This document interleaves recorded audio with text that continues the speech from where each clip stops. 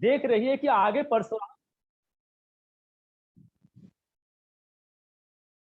परशुराम जी बैठे हुए हैं। माँ लक्ष्मी ने कहा, यह धार्मिक तो है, परंतु प्राणियों के प्रति इनका हृदय सौहार्द नहीं है, प्रेम नहीं है उनका। इसलिए क्या पता ये क्षत्रियों का छोटे छोटे बालक को संहार कर देते हैं। अगर पति के रूप से इनको अगर वर्ण नहीं करूं, क्या पता मुझे भी संहार कर देंगे। और आगे बढ़ी। जब आगे बढ़ी तो भगवान नारायण पीताम्बर और करके बैठे हुए थे।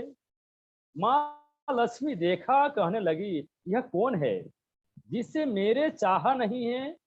तो दौड़ी दौड़ी मुख की तरफ गई और भगवान नारायण की तरफ फेर लिया। और माँ लक्ष्मी भगवान नारायण को एक झलक देखी तो उन्होंने कहा कि ये दोनों चाहते हैं। उस समय क्या कहते हैं, तुम हमें देखा कर, हम तुम्हें देखा करे, परंतु आप इतने सुंदर है कि मैं आपको देखकर मोहित हो गई हूँ। इसलिए तुम हमें देखो और ना देखो और हम तुम्हें देखा करें।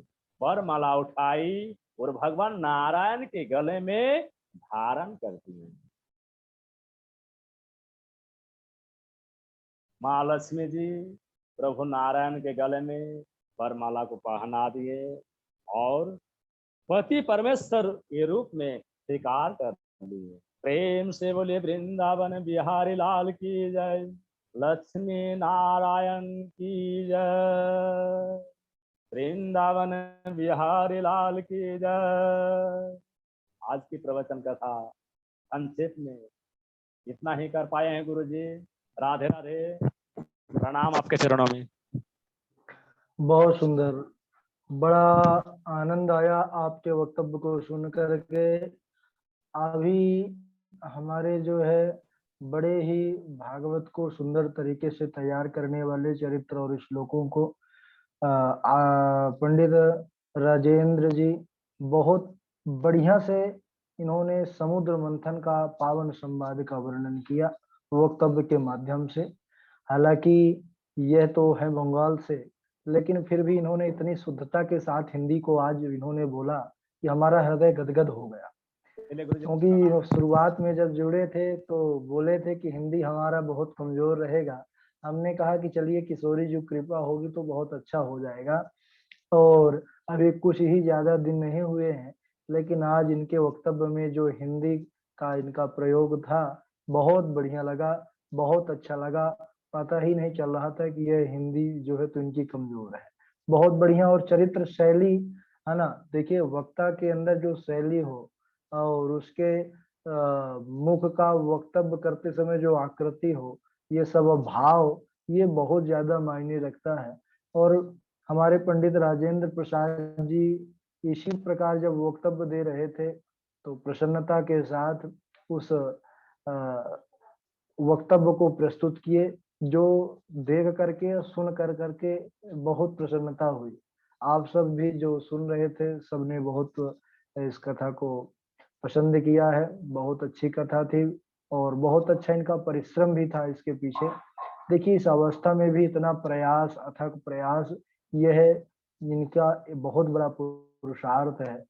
भगवत कृपा हमेशा इनके ऊपर बनी रहे, किशोरी जी कृपा हमेशा वो इनके ऊपर बनी रहे, यही हमारे तरफ से शुभाशीष, शुभकामना, मंगल कामना।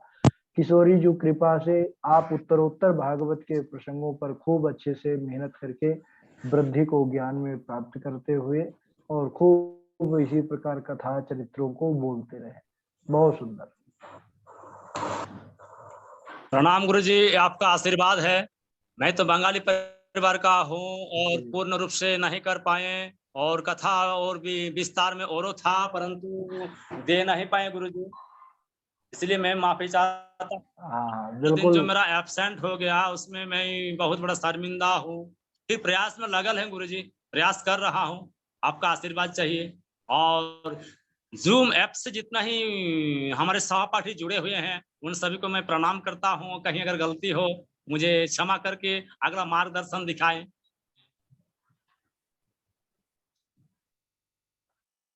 सुंदर वक्तव्य दिया, बहुत बड़े सुंदर प्रसन्न हैं। बोला है आपने गुरु जी, बहुत सुंदर बोला है। राजेंद्र प्रसाद जी बहुत अच्छा वक्तव्य दिया, आनंद आ गया आपकी कथा सुनकर। मैं अमरचंद भारद्वाज गुरुग्राम से आपको बधाई देता हूँ। प्रणाम प्रणाम भैया, प्रणाम आपके चरणों में।